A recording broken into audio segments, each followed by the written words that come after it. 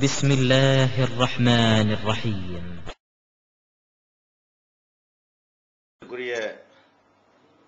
சகோதரர்களே, இந்த நிகழ்ச்சி புருனையிலே வாழக்கூடிய நம்முடைய கொள்கை சகோதரர்களுக்காக நடத்தப்படுகின்ற நிகழ்ச்சியாகும்.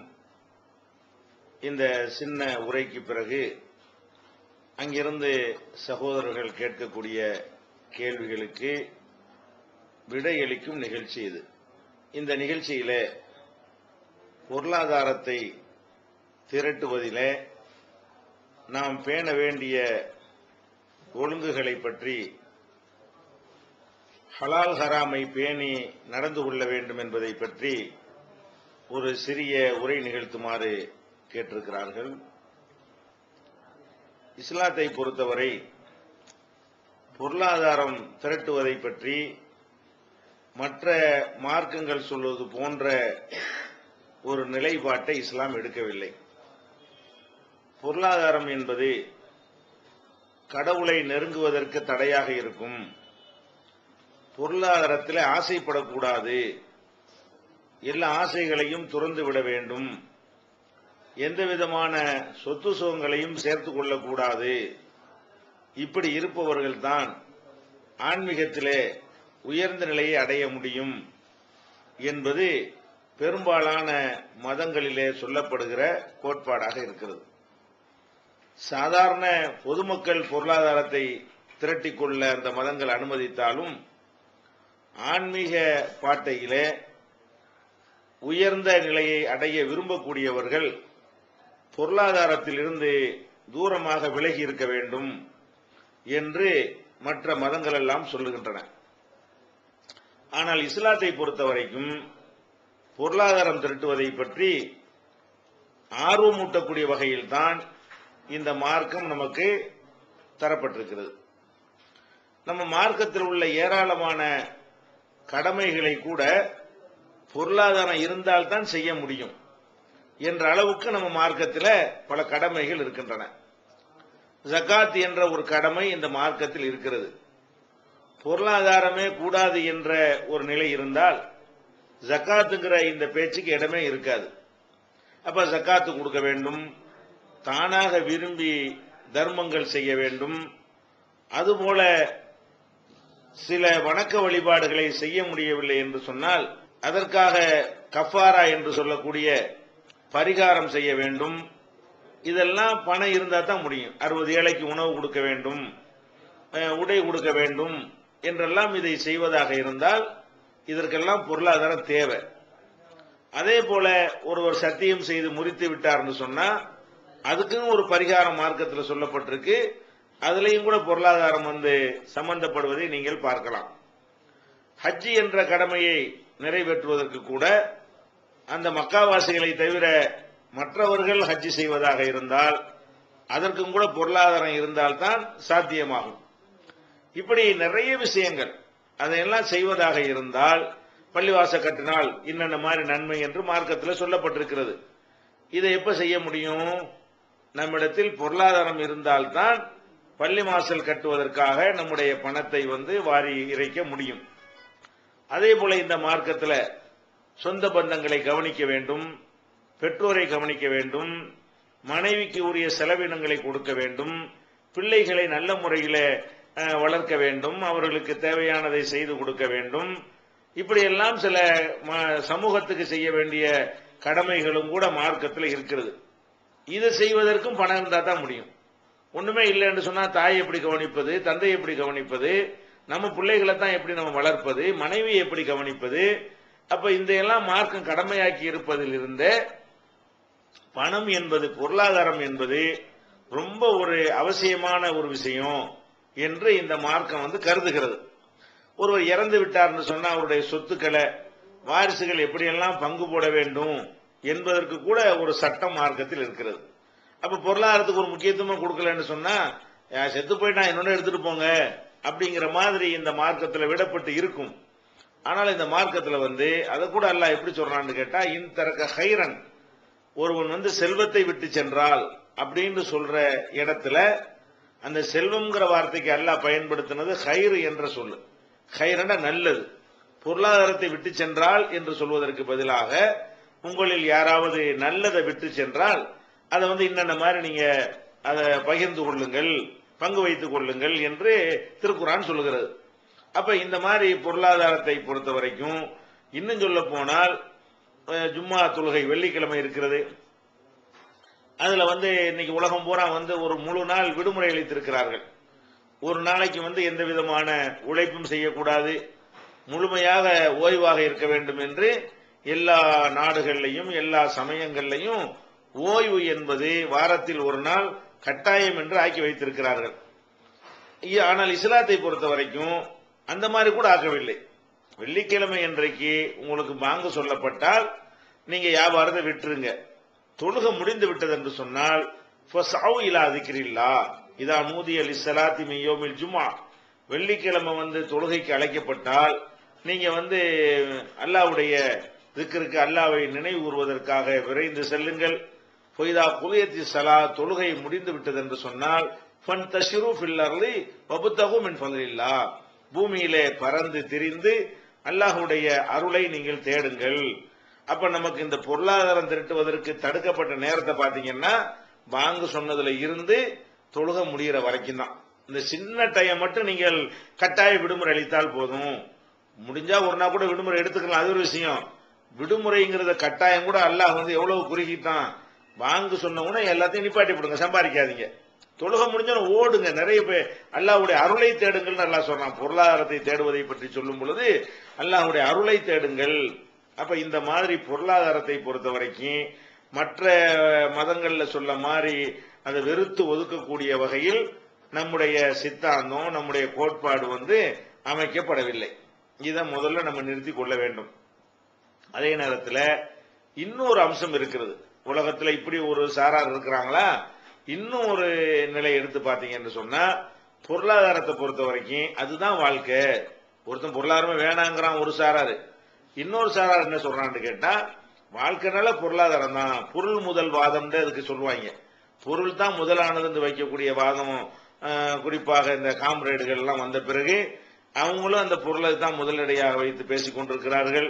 இந்த நவீன பொருளாதாரம் என்று சொல்லக்கூடிய உலகத்திலையும் அவங்களும் பொருளாதாரம் தான் எல்லாமே என்று சொல்ற, எந்த அளவுக்கு என்றால் காசே தான் கடவுளடான்னு சொல்ற அளவுக்கு அவங்க உள்ளத்துல எந்த இடத்தை இந்த பொருளாதாரம் பிடித்திருக்கிறது சொன்னால் அது கடவுளுங்கிற இடத்தை பிடிக்கிற அளவுக்கு அதுக்கு முக்கியத்துவம் கொடுக்கிறார்கள். அப்ப இந்த காசு தான் பிரதானம் என்று அவர்களுடைய உள்ளத்திலே பதிந்த பிறகு பொருளாதாரத்தை முதல் இடத்திலே வைத்து முதலிடத்தில் வைக்க வேண்டிய பல விஷயங்களை இரண்டாவது மூன்றாவது நான்காவது கடைசி இடத்துல கொண்டு போய் வைத்து விடுகிற காட்சியை பார்க்கிறோம். தகப்பன் வேணுமா, உனக்கு பொருளாதாரம் வேண்டுமானா பொருளாதாரம் தான். என் தகப்பனை கவனிப்பதற்கு பொருளாதாரம் செலவாகும் என்று சொன்னால் அவனை நான் சந்தியில விடுறதுக்கு தயாரா இருக்கிறேன். இப்படி எல்லாம் இருக்கிறார்கள். தாய் தந்தையை கவனிப்பதில்லை, சமூகத்துக்கு செய்யற நன்மையை செய்வதில்லை, சொந்த பந்தங்களுக்கு உதவுவது கிடையாது.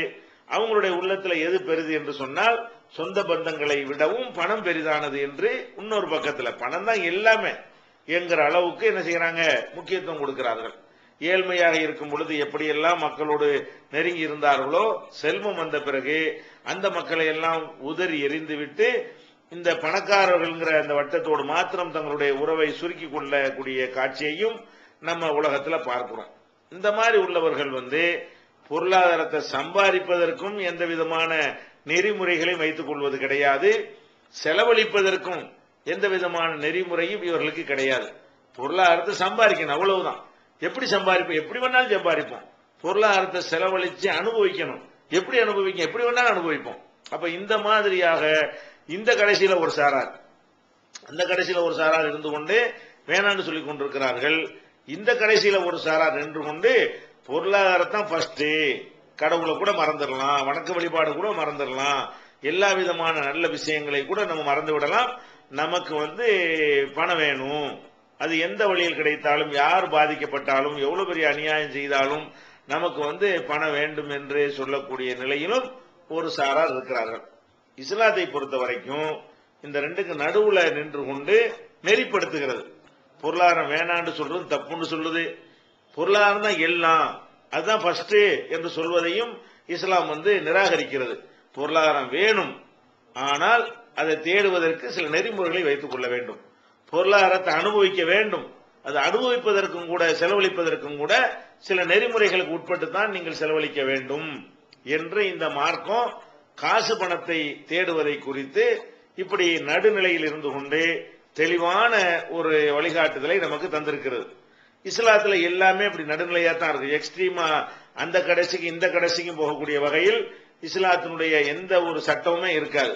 ரெண்டுக்கு நடுவுல கடவுளை இல்லைங்கிறான் ஒரு சாரார், ஒருத்தன் வந்து எதை வேண்டாலும் கடவுளாக்குவேங்கிறான். நடுவுல நின்று கொண்டு இஸ்லாம் தௌஹீத நடுநிலை தானே.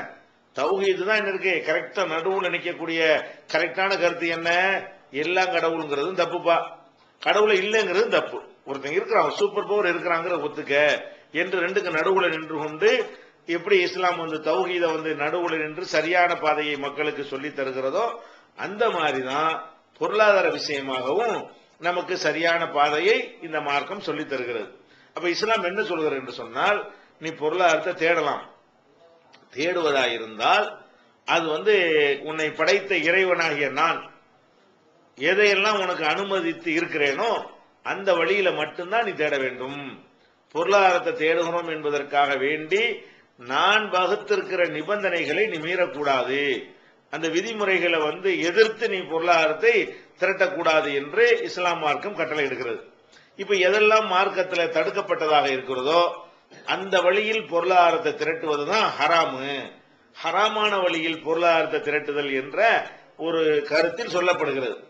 இப்படி இறைவன் தடுத்து இருக்கக்கூடிய வகையில பொருளாதாரத்தை திரட்டுகிற காரணத்தினால் நமக்கு என்ன ஏற்படும், அதனால என்ன பாதிப்பு ஏற்படும் என்பதை நம்ம முதல்ல புரிந்து கொள்ள வேண்டும். இந்த ஹராமான முறையில பொருளாதாரத்தை திரட்டுவதை பற்றி நிறைய பேர் பொருட்படுத்தவே மாட்டேங்கிறாங்க.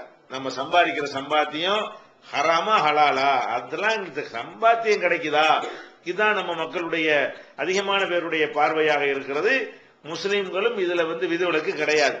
அப்ப இந்த மாதிரி இருக்கக்கூடிய நேரத்தில் ஹராமான முறையில தவறான முறையில பொருளை நம்ம சம்பாதித்தோம் என்று சொன்னால் நமக்கு என்னென்ன மாதிரியான கேடுகள் எல்லாம் வந்து சேரும்.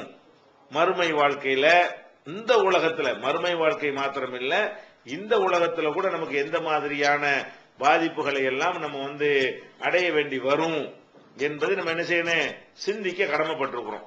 முதலாவதாக எடுத்துக்கொண்டோமே ஆனால் இந்த உலகத்துல வாழும் பொழுது நமக்கு நிறைய தேவைகள் இருக்கிறது. அதாவது பொருளாதாரம் இல்லாத எவ்வளவோ தேவைகள் நமக்கு இருக்கிறது. உதாரணமா நமக்கு ஆரோக்கியம் இல்லாம இருக்கும், அந்த ஆரோக்கியம் தேவை என்று நம்ம நினைக்குவோம். நமக்கு ஒரு பதவி இல்லாம இருக்கும், ஒரு அந்தஸ்து சமூகத்துல, அப்படி ஒரு அந்தஸ்து கிடைச்சா நல்லா இருக்குமே என்று நம்ம ஆசைப்படுவோம். நமக்கு சந்ததிகள் இல்லாம இருக்கலாம், நமக்கு சந்ததிகள் கிடைத்தால் நன்றாக இருக்குமே என்று சந்ததிகளுக்காகவும் நம்ம என்ன செய்வோம், ஆசைப்படுவோம். அதே மாதிரி வந்து நல்ல மனைவி வேணும் என்பதற்காக ஆசைப்படுவோம். நமக்கு வரக்கூடிய கஷ்டங்கள் துன்பங்கள் எல்லாம் விலக வேண்டும், நெருக்கடிகள் எல்லாம் நீங்க வேண்டும் என்று நம்ம ஆசைப்படுவோம். இப்படி வந்து கடன் தொல்லைகள், கோடீஸ்வரனா இருந்தாலும் அவனுக்கு கடன் தொல்லைகள் இருக்கும், வழக்குகள் வம்பு வழக்குகள் ஏராளமாக இருக்கும், எதிரிகளை குறித்த அச்சம் இருக்கும். இந்த மாதிரியான பல விஷயங்கள் வந்து மனுஷனுக்கு தேவையாக இருக்கிறது. இந்த தேவைகளை எல்லாம் சில நேரங்கள்ல, சில நேரங்களில் இல்ல பல நேரங்கள்ல பணத்தை கொண்டு பெற முடியாத தேவைகள், எவ்வளவு கோடி கோடியா வச்சிருப்பான், அனைத்து மருத்துவர்களும் கைவிட்டு விடுவார்கள். அப்படியான ஒரு நிலையில வரும் பொழுது இவனுக்கு ஆரோக்கியம் தேவை. இந்த ஆரோக்கியத்தை நம்ம எங்க கேட்கிறது, நம்மை படைத்த இறைவன்கிட்ட போய் தான் கேட்கணும். இந்த உலகத்தில் நமக்கு முடியாத நம்முடைய நிறைய கோரிக்கைகள் வந்து பெண்டிங்கா இருக்கும் பொழுது மனிதர்களால் இது முடியாது, நம்ம பணத்தை கொண்டு ஒரு நல்ல வாரிசை உருவாக்கி கொள்ள முடியாது, பணத்தை கொண்டு நம்ம ஆரோக்கியத்தை பெற முடியாது, பணத்தை கொண்டு துன்பங்கள்ல இருந்து விடுதலை பெற்றுவிட முடியாது, எவ்வளவு கோடி கோடியாக பணம் இருந்தாலும் அதிலிருந்து மீள முடியாத நிலைமையை நம்ம சந்திக்க வேண்டி வரும். அந்த மாதிரி நேரத்தில் நம்முடைய கோரிக்கைகளை எல்லாம் எங்க கொண்டு வைக்கணும், படைத்த இறைவனிடத்தில் கொண்டு போய் நம்ம முறையிட வேண்டும். அப்படி முறையிடும் பொழுது இறைவனுடைய மகத்தான மறைமுகமான பேரொருள் மூலமாக அந்த எந்த கோரிக்கையை நம்ம வைக்கிறோமோ இறைவன்கிட்ட அது ஏற்றுக்கொள்ளப்படும்.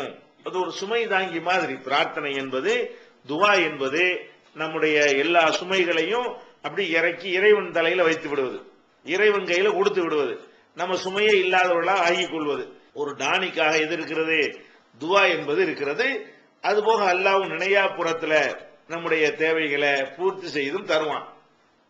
ஆனா இந்த ஒரு ஹராமான முறையில ஒருத்தர் பொருளாதாரத்தை திரட்டினார் என்று சொன்னால் அவருக்கு முதல்ல ஏற்படுற இழப்பு என்ன தெரியுமா? அவருடைய பிரார்த்தனைகள் ஏற்றுக்கொள்ளப்படாது. ஒருத்தருடைய உணவு ஹராமா இருக்கிறது, சம்பாத்தியம் ஹராமா இருக்கிறது, பொருளாதாரத்தை தப்பான முறையில திரட்டுகிறார் என்று சொன்னால் அவருக்கு ஏற்படுற முதல் இழப்பு என்ன? இந்த உலகத்துல நீ பணத்தை வச்சுக்கிட்டு இவ்வளவு ஆட்டம் போடுறீல, எந்த வழியில பணம் வந்தாலும் பரவாயில்லைன்னு இருக்கிறீல, உனக்கு ஒரு நெருக்கடி, பணம் இல்லாத வேற வேற நெருக்கடிகள் நீ மாட்டிக்கொள்ளும் பொழுது என்னுடைய உதவியை நீ நாடினால் உனக்கு நான் உதவ முடியாது, உன்னுடைய கோரிக்கையை நான் ஏற்றுக்கொள்ள முடியாது, உன்னுடைய பிரார்த்தனை செவியேற்க முடியாது என்பது இந்த உலகத்தில் இவர்களுக்கு இறைவன் வழங்கக்கூடிய தண்டனை. இதை நபிகள் நாயகம் ஸல்லல்லாஹு அலைஹி வஸல்லம் சொல்லுகிறார்கள். ஒரு மனிதன் பிரயாணத்தில் செல்கிறான், பயணத்தில் போகிறான். பயணத்தில் போகக்கூடியவர்களுக்கு மார்க்கத்தில் ஒரு முக்கியமான அந்தஸ்து இருக்கிறது. உள்ளூர்ல இருப்பதை விட பயணத்தில் இருக்கும் பொழுது ஒருத்தர் கேட்கக்கூடிய துவா இருக்குதுல, அது அதிகமான ஏற்றுக்கொள்வதற்கான வாய்ப்பு உள்ள துவா. உள்ளூர்ல இருக்கும் பொழுது ஒருத்தன் கேட்டாங்க துவா கேட்கிறான்னு வைங்களேன், இதுல இருக்கிற ஒரு இஹ்லாஸை விட வெளியூர்ல போய் யார் என்ற தெரியாத ஊர்ல போய்கிட்டு அவன் அல்லாட்ட துவா செய்கிறான் என்று சொன்னால் அதுக்கு ரொம்ப ஒரு மதிப்பு அல்லாஹ் கூடுதலா வைத்திருக்கிறான். ஏன்னு கேட்டா உள்ளூர்ல நம்ம ஒரு பிரார்த்தனை செய்யும் பொழுது 4 பேர் நம்மளை பார்ப்பாங்க, நம்ம துவா செய்தவங்களுக்கு தெரியும், நம்மளை நல்லவர் நினைக்குவாங்க. இந்த மாதிரியான ஒரு எதிர்பார்ப்புகள் எல்லாம் நம்மளை அறிந்த மக்கள் மத்தியில நமக்கு ஏற்படும். ஆனால் அறியாத மக்கள் மத்தியில் போய் நிற்கும் பொழுது, நம்மள அவன் யாருன்னு தெரியாம இருக்கும் பொழுது, இவனுக்கு மத்தியில் நமக்கு எதுக்கு முகஸ்துதி என்று சொல்லி அதை முகஸ்துதிக்கு எவன் விரும்ப மாட்டான். தெரிந்த மக்கள் மத்தியில யாரோட வாழ்ந்து கொண்டிருக்கிறோமோ அந்த மக்கள் மத்தியில நம்ம ஒரு நல்லா ஒரு பெரிய அவுலியா, மகானு, நல்லடியாரு, இபாதத்து செய்யக்கூடியவர் அப்படின்னு நினைக்கணும்னு ஆசைப்படுவான். பிரயாணத்தில் போகும் பொழுது இந்த மாதிரி எல்லாம் மனிதனுக்காக செய்யணுங்கிறது இல்லாம தூய்மையான முறையில் அவனுடைய துவாக்கள் அமைந்திருக்கும். அதனாலதான் பிரயாணத்தில் இருப்பவருடைய துவா ஏற்றுக்கொள்வதற்கு அதிக வாய்ப்பு உள்ளது அப்படின்னு மார்க்கம் சொல்லுகிறது. அப்ப நபிகள் நாயகம் ஸல்லல்லாஹு அலைஹி வஸல்லம் சொல்றாங்க, ஒரு மனிதன் பிரயாணத்தில் கஷ்டப்பட்டு பிரயாணம் பண்ணி போறான். போய் அவன் தலையெல்லாம் பரட்டையாகி விடுகிறது, உடையெல்லாம் அழுக்காகி இருக்கிறது. அவ்வளவு கஷ்டமான பிரயாணம் பண்ணி போயிருக்கும் பொழுது அந்த பிரயாணத்தில் வைத்து அல்லாட்ட கேட்கிறான், யாரப்பி யாரப்பின்னு சொல்லி இறைவா இறைவா என்று அவன் தன்னுடைய கோரிக்கைகளை முன்வைத்து அல்லாஹ்விடத்துல பிரார்த்தனை செய்கிறான். ஆனால் எந்த நிலையில் பிரார்த்தனை செய்கிறான்? ஓ மஸ்கனுஹு ஹராம், அவன் குடியிருக்கிற ஊடு ஹராமாக இருக்கிறது. ஓ மல்பசுஹு ஹராம், அவன் அணிந்திருக்கிற ஆடை ஹராமான முறையில் சம்பாதிக்கப்பட்டதாக இருக்கிறது.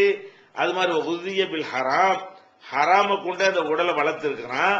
இந்த மாதிரி ஒருத்தன் இருக்கும் பொழுது அன்னா யுஸ்தஜாபுலஹு, எப்படி அவனுடைய துவா அங்கீகரிக்கப்படும் என்று நபிகள் நாயகம் ஸல்லல்லாஹு அலைஹி வஸல்லம் கேட்கிறாங்க. அப்ப நம்ம வெளியூர்ல இருந்து கேட்கிற துவாவுக்கு வெயிட் இருந்தும் கூட நம்முடைய உணவு ஹராமா இருந்தால், நம்முடைய உடை ஹராமாக இருந்தால், நம்முடைய இருப்பிடம் ஹராமாக இருந்தால், மற்ற நம்மிடத்தில் இருக்கக்கூடிய பொருட்கள் எல்லாம் ஹராமானதாக இருந்தால் நம்முடைய துவாக்கள் அங்கீகரிக்கப்படாது. அப்ப நம்ம எத்தனையோ விஷயங்கள் என்ன செய்யறோம், காசு பணம் வந்துருச்சுங்கிறதுக்காக வேண்டி நாங்கள் அல்லாட்ட துவா செய்யறோம், தரலன்னா நம்ம என்னைக்காவது நினைச்சு பார்த்தோமா? நம்முடைய சம்பாத்தியம் முழுக்க முழுக்க ஹலாலான அல்லாஹ் அனுமதிச்ச முறையில் இருக்கிறதா? அல்லாஹ் தடுத்திருக்கிற வழியிலையும் பணம் சம்பாதிக்க நம்ம தயாரா இருக்கிறோமா? இப்படி நம்ம சிந்திச்சு பார்த்தோமே ஆனால் நம்ம அதிகமான பேருடைய துவாக்கள் ஏற்றுக்கொள்ளப்படாமல் போவதற்கு இது காரணமா? எவ்வளவு பெரிய லாஸ்ன்னு பாருங்க. பொருளாதாரத்தை திரட்டுவதில் மார்க்கம் தடுத்திருக்கிறதை நம்ம செய்தால் அந்த செயலோட அதுக்கு மாத்திரம் மறுமையில கேள்வி கேட்டு கதை முடிஞ்சிடும் நம்ம நினைக்கிறோம். அது கேட்டா கூட நம்மளா தப்பிக்க இயலாது, அதுவே கடுமையாக தான் இருக்கும். அப்படி ஆனா அதோடு நின்று விடுமா? இல்ல. பணம் இல்லாம பணத்தை விட பெரிய பெரிய கோரிக்கைகள் எல்லாம் நமக்கு அல்லாஹ்விடத்தில் இருக்கிறது. அந்த நேரத்தில் எத்தனை கோடி கொடுத்தாலும் அவன் தயாரா இருப்பான் ஒரு விஷயத்துக்காக வேண்டி. அந்த மாதிரி இருந்தும் கூட அந்த காரியம் அவனுக்கு கிடைக்காது. அப்ப அல்லாஹ்ட்ட தான் முறையிடணும். அல்லாஹ் இவனை ஒதுக்கிடுவான், இவனை கணக்குல எடுத்துக்கிறாத, இவனுடைய பிரார்த்தனை நம்ம ஏத்துக்கிற முடியாதீங்க, நம்ம தடை செய்ததெல்லாம் அவன் சாப்பிட்டு அனுபவிச்சுக்கிட்டு நம்மள்ட்ட கேட்கறான்னா எவ்வளவு திமிரு இவனுக்கு. நம்ம ஹராமாக்கி இருக்கிற எல்லாத்தையும் செய்து விட்டு இவனுக்கு ஒரு தேவைன்னு வந்த உடனே என்னிடத்துல இவன் முறையிடுறான் இப்படின்னு சொல்லி அல்லாஹ் எடுத்துக்கொள்வான் என்பதை இந்த ஹதீஸில் இருந்து நம்ம அறிந்து கொள்கிறோம். அப்ப நம்ம தவறான முறையில் பொருளாதாரத்தை திரட்டுவதனால் நமக்கு ஏற்படக்கூடிய முதலாவது பெரிய இழப்பு இதுதான். துவா ஏற்றுக்கொள்ளப்படாது என்பதை விட வேற என்னங்க ஒரு பெரிய இழப்பு இருக்கும்? நம்முடைய குடும்பத்தில் ஒரு ஆளுக்கு ஒரு கேன்சர் இருக்கலாம், அந்த கேன்சர்கள் டாக்டர்லாம் கைவிட்டு விடலாம். நம்மிடத்துல கோடி கோடியா இருந்தாலும் அந்த பணத்தை கொண்டு அதை குணப்படுத்த முடியாது என்று மருத்துவர்கள்லாம் கைவிரித்து விடலாம். அப்ப நம்மளுக்கு முறையிடுறதுக்குரிய ஒரே இடம் அல்லாஹ் ரப்பல் ஆலமீன் மட்டும்தான். அவன்கிட்ட போய் முறையிடும் பொழுது நம்முடைய உணவு எல்லாமே சம்பாத்தியம் ஹராமா இருந்தால் எப்படி அவன் நம்முடைய துவாவை ஏத்துக்கிறோம்? அல்லாஹ் அவன் நமக்கு வேலைக்காரனா? அவன் எஜமான். எஜமானுடைய கட்டளையை செஞ்சுட்டு அவன்கிட்ட கேட்டா தான் அவன் தருவானே தவிர என்னமோ அவனை எதிர்த்து மீறி நடந்து விட்டு வேலைக்காரன் மாதிரி நம்ம போய் கேட்டோம்னு சொன்னா எப்படி அவன் இறைவன் நம்முடைய துவாவை ஏற்றுக்கொள்வான்? அப்ப இந்த மாதிரி ஒரு நம்ம தவறான முறையில் பொருள் திரட்ட ஆசைப்படக்கூடியவர்கள் இதை பத்தி ரொம்ப யோசிக்கணும். இந்த உலகத்தில் எவ்வளவோ நம்ம பிரச்சனை நெருக்கடிகள் நமக்கு வரும். நெருக்கடியை சந்திக்காத எவனும் கிடையாது. 1,76,000 கோடி அடிச்சவன்லாம் நீங்க நெருக்கடியில் மாட்டிக்கிட்டு என்ன செய்யலாம்? தூக்கம் இல்லாம முடிச்சிட்டு இருக்கிற காட்சியெல்லாம் பாக்குறீங்க. அப்ப இந்த பணம் மட்டும் ஒன்னும் செஞ்சிட முடியாது. பணத்தை மட்டும் வைத்து செய்ய முடியாத காரியங்கள் உலகத்துல ஏராளமாக இருக்கின்றன. அப்ப அந்த மாதிரியான ஒரு நிலையில நமக்கு நம்ம சரணடைவதற்குரிய ஒரே இடம் இறைவன் தான். அப்ப இறைவனிடத்துல போய் நம்ம சரணடைவோமையானால் அப்ப எப்ப இந்த நம்முடைய துவாக்களை நம்ம நிறைய தான தர்மம் செய்யறோம், அது செய்யறோம், அதெல்லாம் நம்ம ஏற்றுக்கொள்ளப்படாது. நல்லா விளங்கிக்கிறங்க. அதுக்கடுத்து நம்ம என்ன நினைச்சிட்டு இருக்கிறோம்? இது ஒன்னாச்சா. அது போக நம்ம தவறான முறையில் பொருளாதாரத்தை திரட்டக்கூடியவர்கள் ஏதோ நமக்கு பெரிய மறுமையில் நன்மை கிடைக்கும் என்று நினைத்துக் கொண்டு நிறைய காரியங்களுக்காக பணத்தை செலவழிக்கிறார்கள். எத்தனை பேர் கோடி கோடியா நம்ம தவறான வழியில் சம்பாதிக்கிறார்கள்.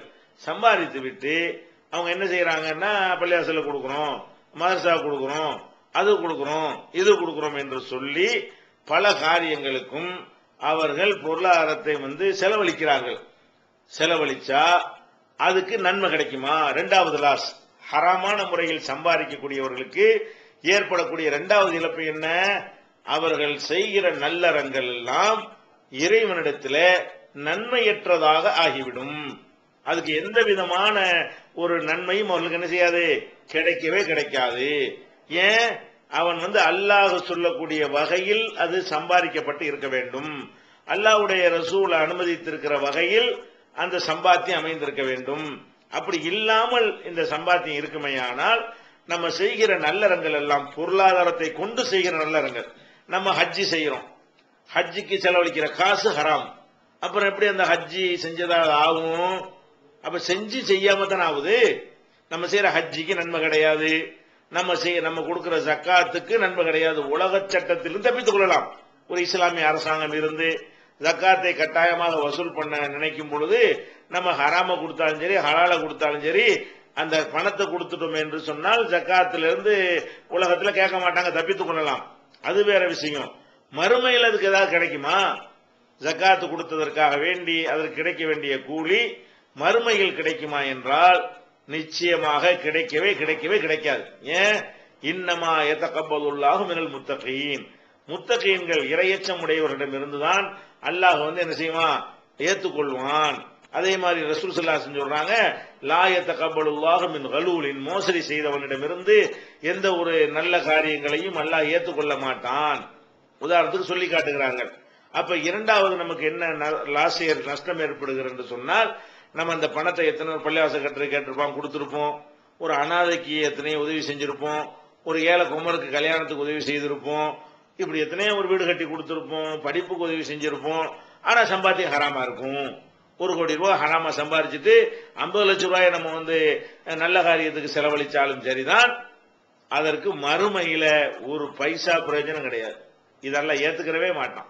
அப்ப தூய்மையான ஹலாலானதிலிருந்து நீங்கள் என்ன மின் தையிபாத்தி அன்பிகு மின் தையிபாத்தி மா ரஸக்னாகும், நாம் உங்களுக்கு வழங்கியதுல தூய்மையானவற்றிலிருந்து நீங்கள் செலவு செய்யுங்கள் அப்படின்னு தான் அல்லாஹ் என்ன செய்யறான்? திருமறையில கட்டளை இடுகிறான். அதனால நம்ம இந்த ஹராமான பொருளை சம்பாதிக்கிறதுல கூடியவர்கள் நினைத்து பார்க்க வேண்டும். நம்ம மனைவிக்கு கொடுக்கிறோமே, அது கூட அல்லாட்ட கூலி இருக்கா இல்லையா? மனைவிக்கு நீங்க மாதம் மாதம் செலவுக்கு பணம் அனுப்புறீங்க. மனைவிங்கிற சந்தோஷப்படுத்துறது உங்களுடைய சுயநலத்திற்காக வேண்டியும் நீங்கள் அனுப்புகிறீர்கள். ஆனாலும் கூட அதற்கு மறுமையில கூலி உண்டு. நபிகள் நாயகம் ஸல்லல்லாஹு அலைஹி வஸல்லம் சொல்றாங்க, ஹத்தாமா தஜாவலு ஃபீ ஃபிம்ராத்திக, உன்னுடைய மனைவியின் வாயில் நீ ஊட்டி விடக்கூடிய ஒரு கவல உணவாக இருந்தாலும் அதற்கும் கூட உனக்கு என்ன செய்யும், அல்லாஹ்விடத்துல கூலி கிடைக்கும் என்றெல்லாம் சொன்னார்கள். இது யாருக்கு கிடைக்கும்? எல்லாரும் கிடைச்சிருமா? இது யாருடைய சம்பாத்தியம் கரெக்டா இருக்கு அவனுக்கு கிடைக்கும். யாருடைய வருமானம் ஹலாலான முறையில் இருக்கிறதோ அவனுக்கு தான் ஒரு பேரிச்சம்பழத்தை கொடுத்தாலும் சரி, ஒரு பெரிய பொருளை கொடுத்தாலும் சரி, அதை எல்லாம் என்ன செய்யுமா, 2 கையினாலே எல்லாம் அப்படி வாங்கி ஒட்டக குட்டிய ஒருத்தன் வழக்கமான அந்த மாதிரி அதை வளர்த்து உகது மலை அளவுக்கு பெருசாக்கி அதை நம்ம இடத்துல தருவான் என்றெல்லாம் ஹதீஸ் இருக்குது. அதெல்லாம் யாருக்கு?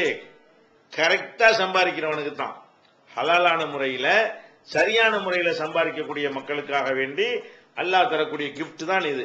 அப்ப ரெண்டாவது நமக்கு என்ன ஏற்படுகிறது சொன்னால், உலகத்துல துவா ஏற்றுக்கொள்ளப்படாத ஒரு நிலை வருதுன்னு ஒண்ணு சொன்னோமா. ரெண்டாவது நம்ம அந்த பொருளாதாரத்தை கொண்டு செய்கிற எந்த காரியத்திற்கும் அது மதிப்பு இல்லை, அதுக்கு எந்த விதமான நன்மையும் இல்லை என்று என்ன செய்கிறான், அல்லாஹ் ஆக்கி விடுகிறான். அப்ப இதை விட என்ன பரிதாபம் இருக்கிறது? கஷ்டப்பட்டு சம்பாரிச்சீங்க, சம்பாரிச்சு பாதியை கொண்டு செய்றீங்க, அதுக்கு ஹலாலான முறையில சம்பாரிச்சா கொஞ்சம் தானே குறையும், பாதியில குறைஞ்சிடாது. அதை மட்டும் சம்பாரிச்சிருக்கலாமா இல்லையா? கொஞ்சம் தர்மம் செஞ்சு பெரிய நன்மை அடையலாமா இல்லையா?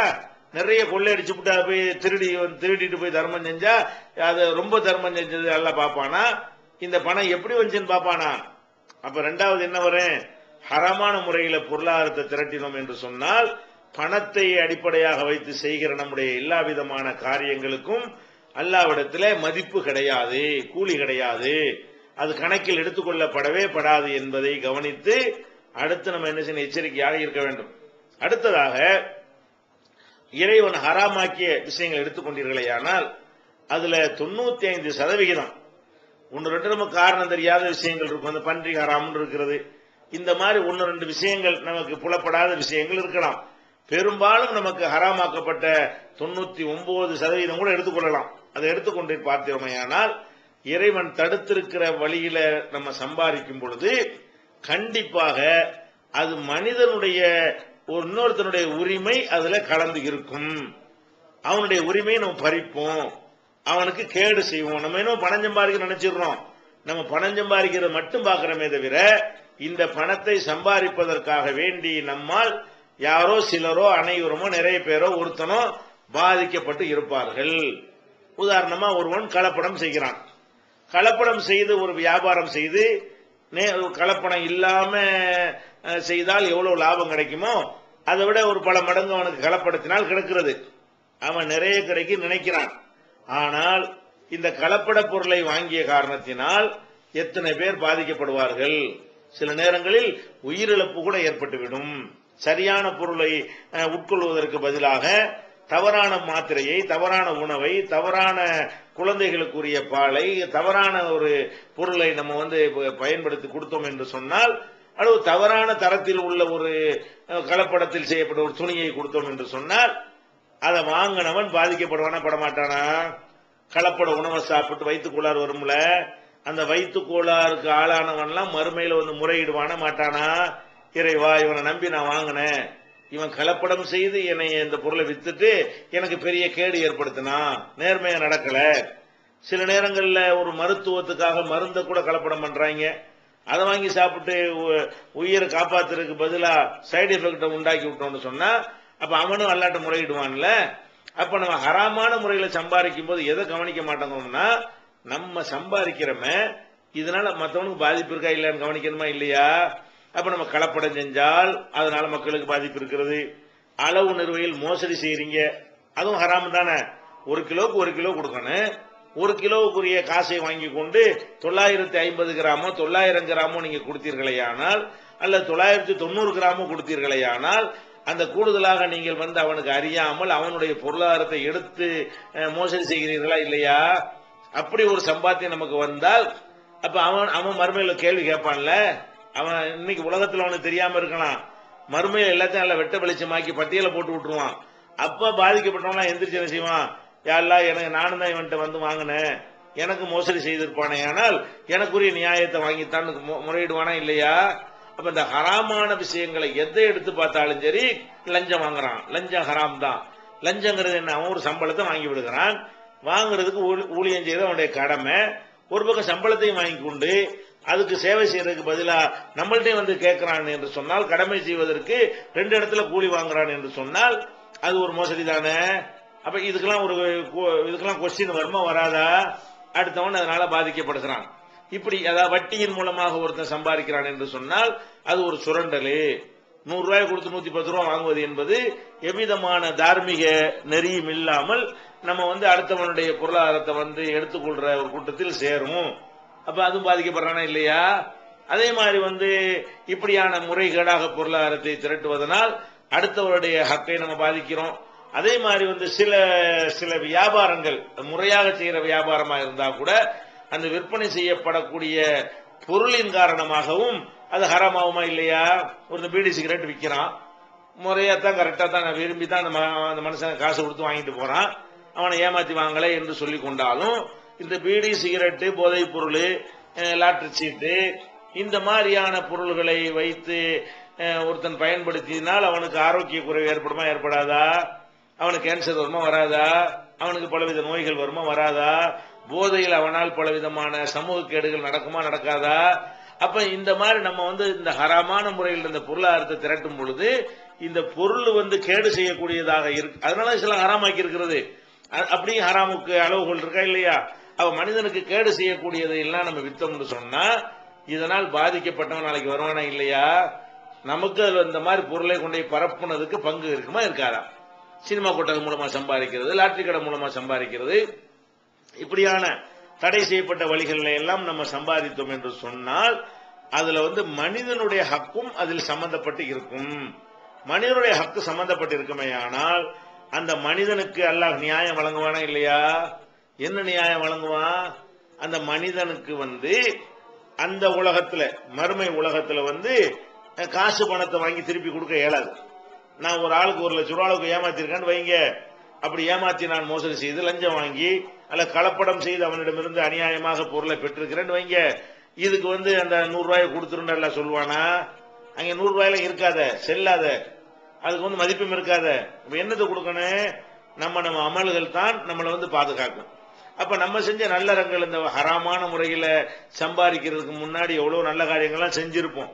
ஒரு இளம் வயசுல நல்ல இந்த ஹராம் இல்லாம ஹலாலான முறையில சம்பாரிச்சு தொழுதுகிறது எத்தனையோ காரியங்கள் நம்ம செய்திருப்போம். அந்த அமல்கள் அது மாதிரி பொருளாதாரம் சம்பந்தம் இல்லாத பல இபாதத்துகள் நம்ம செஞ்சிருப்போம். அந்த பொருளாதாரத்தில் செஞ்சாதான் ஏற்றுக்கொள்ளப்படாது. பொருளாதாரம் சம்பந்தப்படாத திக்ரு, தஸ்பீஹ், தொழுகை, நோன்பு இதெல்லாம் நம்ம செய்திருப்போம். இதெல்லாம் கண்டிப்பா எல்லா இடத்துல கூலி இருக்கும். இந்த கூலியையும் பறித்து அவனுக்கு கொடுக்கப்பட்டு விடும். யாரு கொடுக்கப்பட்டேன்? யார்கிட்ட லஞ்சம் வாங்கணுமோ, யாரை ஏமாத்தணுமோ, யாருக்கு மோசடி செஞ்சோமோ, அவங்களுக்கு யாருக்கு இந்த கெட்ட தீமையான கேடு விளைவிக்கக்கூடிய பொருளை வித்தமோ, அந்த மாதிரி பாதிக்கப்பட்ட மக்களுக்கு வந்து நம்முடைய நன்மைகள் எல்லாம் பிடுங்கி கொடுக்கப்பட்டு விடும். அப்ப என்ன மிஞ்சு நமக்கு? நம்ம துவாவும் ஏத்துக்கிறப்படாது, நம்ம செஞ்ச பொருளாதாரத்தை கொண்டு செஞ்ச நன்மையும் பயனற்று போய் விடுகிறது. பொருளாதாரம் இல்லாம சில நல்லது கிட்ட செஞ்சிருப்போமே அதையும் பிடிங்க அடுத்தாள் கொடுத்து போடுறான்ல. எங்க நம்மளை வந்து ஒண்ணும் இல்லாம டோட்டல் லாஸ் ஆகுதா இல்லையா? Total loss. தவறான முறையில பொருளாதாரத்தை திரட்டினோம் என்று சொன்னால் வேற வேற பாவங்கள் வந்து அந்த பாவத்தோடு நின்று விடும். சில பாவங்கள் வந்து அனைத்தையும் அழிக்கக்கூடிய கேன்சரா இருக்கும். சிறுக்கு வைக்கிறான் ஒருத்தன், எல்லா நல்லறங்களையும் அழிச்சுப்படும். அந்த மாதிரி தான் இந்த ஹராமான முறையில பொருளீட்டுவது என்பது அது ஒரு சின்ன விஷயமாக நீங்கள் எடுத்துக்கொள்ளக் கூடாது. ஹராமான வழியில் பொருளாதாரத்துக்கு ஆசைப்பட்டோமே ஆனால் ஒட்டுமொத்த மறுமை வாழ்க்கையில் நமக்கு கிடைப்பது கோழி முட்டை, ஒண்ணுமே கிடைக்காது. அவ்வளவும் ஒண்ணுமில்லாம போய் கடைசியா வேணா என்ன செய்யலாம்? ஈமான் இருக்குமே ஆனால் நரகத்தில் போய் வேதனை அனுபவிச்சுட்டு கடைசியா சொர்க்கத்துக்கு போக முடியுமே தவிர எடுப்புல போக முடியாது. அவ்வளவு நம்ம இழந்துருவோம். அப்ப இந்த மாதிரியான ஒரு நிலைமையெல்லாம் பொருளாதாரத்தில் நம்ம கவனமாக இல்லை என்று சொன்னால் ஏற்படும். அதனால காசு ஒண்ணுதான் குறிக்கோள் என்று நினைத்து விடாமல் நமக்கு வரக்கூடிய காசு கொஞ்சமா இருந்தாலும் நிறைவாக இருந்தாலும் அல்லாஹ் அனுமதித்த வகையில் வரட்டும். அல்லாஹ் தடுத்த வகையில் உள்ள எந்த ஒரு பொருளாதாரமும் நமக்கு தேவையில்லை என்கிற ஒரு முடிவை எடுக்க வேண்டும். இப்படி எடுத்து சரியான முறையில் பொருளீட்டிய நன்மக்களாக நம்முடைய பொருளாதாரத்தை கொண்டே நிறைய நன்மைகளை செய்து அதன் மூலம் மறுமையில் வெற்றி பெறக்கூடிய நன்மக்களாக அல்லாஹ் ரப்புல் ஆலமீன் உங்களையும் எங்களையும் ஆக்கி அருள் புரிவானாக. வாஹிர் தாவானா அல்ஹம்துலில்லாஹி ரப்பில் ஆலமீன். அஸ்ஸலாமு அலைக்கும். அதாவது 2 கேள்விகள் கேட்டிருக்கிறாங்க. தனியாக ஒருத்தர் பணம் வைத்திருக்கிறார் என்று சொன்னால் அவர் தனியாக தொழில் செய்வது சிறந்ததா, அல்லது ஒரு 2-3 பார்ட்னர்களை சேர்த்து கொண்டு ஒரு பார்ட்னர்ஷிப் அடிப்படையில் பங்காளிகள் அடிப்படையில் தொழில் செய்வது சிறந்ததா? இந்த மாதிரி கூட்டாக தொழில் செய்து கொண்டிருக்கும் பொழுது நல்ல லாபகரமாக தொழில் ஓடும் பொழுது லாபத்தையும் வாங்கிக் கொள்கிறார்கள். அதுக்கப்புறம் நஷ்டம் மாதிரி வரக்கூடிய நேரத்தில் அப்ப என்ன செய்யறாங்கன்னா எங்களுக்கு கொடுத்ததை திருப்பி தாங்க என்று அசல் அப்படி கேட்கிறார்கள், இப்படி நடந்து கொள்கிறார்கள். இது சரியா என்பது இது ஒரு கேள்வி. இந்த கேள்வியை பொறுத்த வரைக்கும் தனியாக தொழில் செய்யறது கூட்டாக தொழில் செய்யறதுல எல்லாம் எது சிறந்தது எது சிறந்தது இல்லை என்று தீர்மானித்தெல்லாம் சொல்ல முடியாது. மார்க்கத்தில் என்ன செய்யல, நீங்கள் தனியாக தொழில் செய்வது சிறந்தது என்றோ கூட்டாக தொழில் செய்வது சிறந்தது என்றோ நமக்கு எந்த ஒரு ரூலும் போடப்படவில்லை. உங்களுக்கு தனியாகவே தொழில் செய்வது அது பிரகாசமாக இருக்கும் என்று நினைப்பீர்களே ஆனால் தனியாக செஞ்சுட்டு போங்க. கூட்டாக செய்யறதுதான் நல்லது என்று நினைப்பீர்களே ஆனால் கூட்டாக செய்யுங்க. இது ஒன்றை விட ஒன்றை மேம்படுத்தி சொல்வதற்கு என்ன இல்லை, எந்த விதமான ஒரு நேரடி ஆதாரமும் இல்லை. ஒரே ஒரு விஷயம் இருக்கிறது. என்னன்னு கேட்டா, தாவூத் அலைஹிஸ்ஸலாம் அவர்கள் சொன்னதாக திருக்குர்ஆன்ல வரும். இந்த கூட்டாக செய்யக்கூடியவர்கள் கூட்டு சேரக்கூடியவர்கள்ல அதிகமான பேர் என்ன செய்யறாங்கன்னு கேட்டா அவங்க தப்பு தான் செய்யறாங்க, கரெக்டா இருக்கிறவங்க காண முடியவில்லை. 2 பேர் கூட்டாக தொழில் செய்ய போகும் பொழுது என்ன செய்வாங்கன்னா ரொம்ப நல்லா லாபகரமா ஏறி போகுதுன்னு வைங்க. அப்ப என்ன செய்வாங்கன்னா அந்த தொழில் நம்மளே அமைக்கிட்டு அவனுக்கு தந்த காசை கொடுத்து அனுப்பி விட்டுருவோம் என்று ஒருத்தர் நினைக்குவார், அல்ல 2 பேருமே நினைப்பார்கள். அதே மாதிரி லாஸ் ஆகுற நேரத்தில் என்ன செய்வாங்க, நீங்க சொல்ற மாதிரியும் நடப்பார்கள். அப்ப இது என்னவாகுதுன்னு கேட்டா அந்த தொழில உள்ள அந்த நேர்மை நாணயம் எல்லாம் இழந்து விட்டு சுயநலத்திற்காக வேண்டி இருக்கக்கூடியவர்கள் அதிகமா இருக்கிறார்கள் என்பதற்கு இது ஒரு ஆதாரமாக இருக்கிறது. இது தாவூத் அலைஹிஸ்ஸலாம் சொல்றாங்க. அதிகமா அந்த கூட்டு சேரக்கூடியவர்கள்ல அதிகமான பேர் இன்ன கசீரம் மினல் குலத்தாய், இந்த கூட்டு சேரக்கூடியவர்கள் அதிகமான பேர் எபுகை பாலுகும் அலா பாலின், ஒருத்தர் மற்றவருக்கு அநியாயம் தான் செய்கிறார் அப்படின்னு சொல்லி தாவூத் நபி சொன்னதாக திருமறை குர்ஆன்ல அல்லாஹ் சொல்லி காட்டுகிறான். அதனால நம்ம கூட்டு சேரலாம். ஆனால் கூட்டு சேரக்கூடிய 2 பேருமே என்ன முடிவுக்கு வர வேண்டும் என்று சொன்னால், கூட்டு சேருவதன் மூலமாக லாபமும் வரலாம். அதுக்கு பேர் தான் கூட்டுங்கிறது. நான் கொடுத்ததுக்கு லாபம் மட்டும் தந்துகிட்டு சொன்னா அதான் வட்டிங்கிறது. வட்டி தான் நம்ம என்ன செய்வோம், நீ நாசமா போனாலும் அதை பத்தி எனக்கு கவலை இல்லை, நான் கொடுத்த ரூபாயும் கூட அதுக்கு வட்டியும் கூடன்னு கேட்கறது என்னது, அது வட்டிக்காரர்கள் செய்யக்கூடிய ஒரு வேலை. அவங்க எதுல பங்கெடுக்க மாட்டாங்க, லாப நட்டத்தில எல்லாம் பங்கெடுக்க மாட்டார்கள். நான் கொடுத்த ரூபாயும் வேணும், அதை நீ பயன்படுத்தி லாபம் அடைஞ்சாலும் நஷ்டம் அடைந்தாலும் நீ பயன்படுத்தாம வச்சு இருந்தாலும் என் பணம் ஒன்றை இருந்த காரணத்துக்காக வேண்டி எனக்கு இவ்வளவு ரூபாய் நீ தர வேண்டும் என்று கேட்பது வட்டி வாங்கக்கூடியவர்கள்ட்ட இருக்கக்கூடிய ஒரு மனநிலை.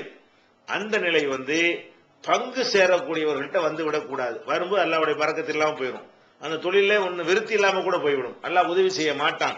அப்ப நம்ம என்ன பண்ணணும், கூட்டா சேர்றீங்களா, கூட்டுண்டா எப்படி இருக்கணும், லாபம் வந்தால் அதுல நம்ம 2 பேரும் பங்காளி, நஷ்டம் வந்தால் அதுலயும் நம்ம போட்ட முதலீடுக்கு தகுந்தவாறு லாபத்தில் எத்தனை பெர்சன்டேஜுக்கு நம்ம பொறுப்பாளியா இருக்கிறோமோ அதே பெர்சன்டேஜுக்கு நஷ்டத்திலையும் பொறுப்பாளி என்று வந்தா தான் அதை தொழிலை நம்ம தொழிலாக பார்க்கிறோம்.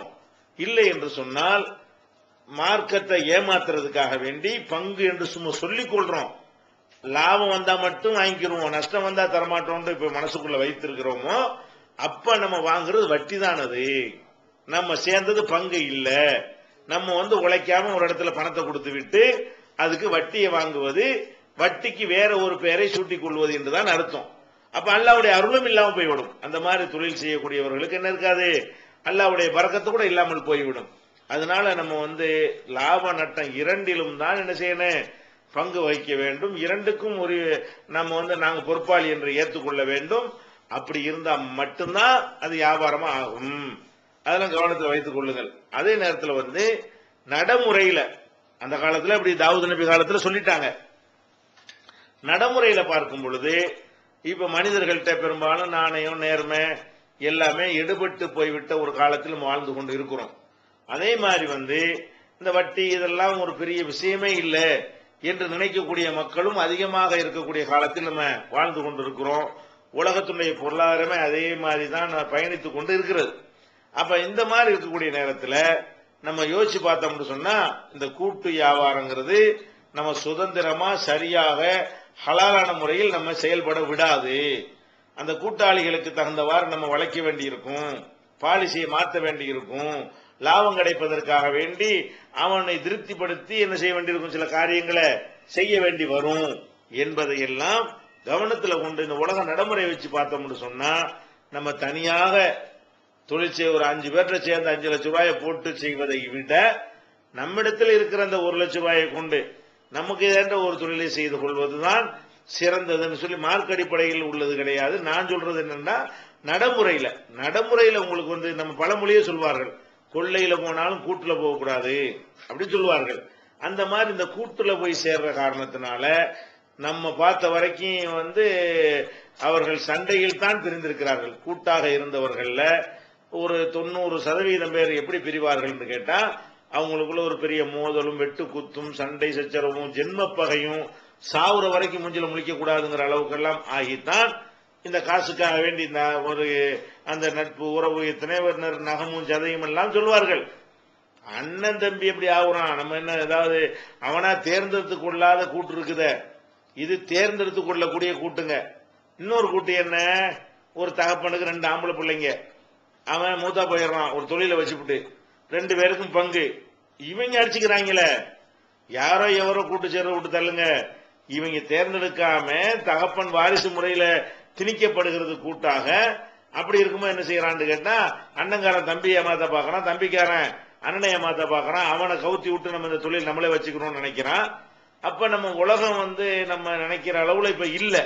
இதெல்லாம் கருத்துல கொண்டு நல்லுறவை பேணி நடப்பதாக இருந்தால், நமக்குள்ள மனஸ்தாபம் வராம இருப்பதாக இருந்தால், நம்ம எதை தேர்ந்தெடுக்க வேண்டும் என்று நம்ம சிந்தித்து பார்த்தால் நம்ம இதைத்தான் தேர்ந்தெடுக்கணும். எதை, இந்த கூட்டு இல்லாம தனியாக இருப்பது நல்லது என்பதுதான் உலக அடிப்படையில் நம்ம சொல்லக்கூடிய ஒரு ஆலோசனை. ஆனா மார்க் அடிப்படையில் ஒன்றை சிறந்தது என்றோ இன்னொன்று சிறந்தது இல்லை என்றோ சொல்ல முடியாது. அதை நீங்க கவனத்தில் வைத்துக் கொள்ள வேண்டும். மார்க்கத்தில் பெரிய தப்புலாம் வராது. நீங்க கூட்டு சேர்ந்து அந்த கூட்டு ரொம்ப கரெக்டாக இருக்குமே ஆனால், வட்டி இல்லாமல் லாப நட்டம் எல்லாத்திலையும் பங்கு வரக்கூடியவர்களாக இருப்பார்களே ஆனால், அந்த கூட்டு மார்க்கத்தில் தடுக்கப்பட்டதா என்று கேட்டால் தடுக்கப்பட்டது கிடையாது. இது முதல் கேள்வி அவர் கேட்டார். இரண்டாவது என்ன கேட்கிறாருன்னு கேட்டா, ஒரு சகோதரர் தாயத்து தட்டு இந்த மாதிரி எல்லாத்தையும் நம்பிக்கை வைத்தவராக இருந்தாரு. அவர் இப்ப ஒரு அளவுக்கு திருந்தி வந்து விட்டாரு. எல்லாத்திலையும் திருந்தி விட்டாலும் ஆலிம் சாக்கள் தல்சமாத்து மந்திர வேலை செய்யக்கூடியவர்கள்லாம் வருவாங்க இல்லையா, அவங்க வரும்போது மாத்திரம் அவங்கள்ட்ட போய் ஓதி பார்க்கறத மட்டும் அவர் விட முடியல. ஓதி பார்த்தா தான் அவருக்கு நிம்மதி கிடைக்குது என்று அவர் சொல்லுகிறார். மற்ற தாயத்து தட்டு எல்லாத்திலையும் விடுபட்டு விட்டாரு. அவர்கிட்ட இந்த ஓதி பார்க்கிற தன்மை மட்டும்தான். ஓதி பார்க்கறதுனா சில ஆட்களை தேடி சென்று, சில பெரியார்கள் மகான்கள் மாதிரி ஆட்களை தேடி சென்று அவங்க வழியாக ஓதி பார்ப்பதில் அவருக்கு நிம்மதி கிடைக்கிறது சொல்லுகிறார். இதுக்கு மார்க்கத்தில் உள்ள தீர்ப்பு என்ன என்று இரண்டாவதாக கேட்கிறார்.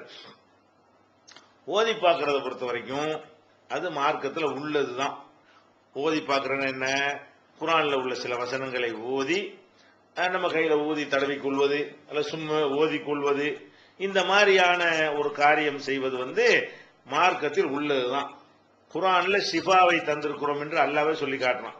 ஒன்னு நஸ்ஸிலு மினல் குர்ஆனி மாஹுவ ஷிஃபாவுன், நோய் நிவாரணமாக இருக்கக்கூடியவைகளையும் குர்ஆனில் நம்ம அருளி இருக்கிறோம் என்று அல்லாஹ் சொல்லி காட்டுகிறான். அதே மாதிரி ஒரு இறையான கூட்டம் செல்லும் பொழுது ஒருத்தருக்கு தேல் கூட்டி விட்டது.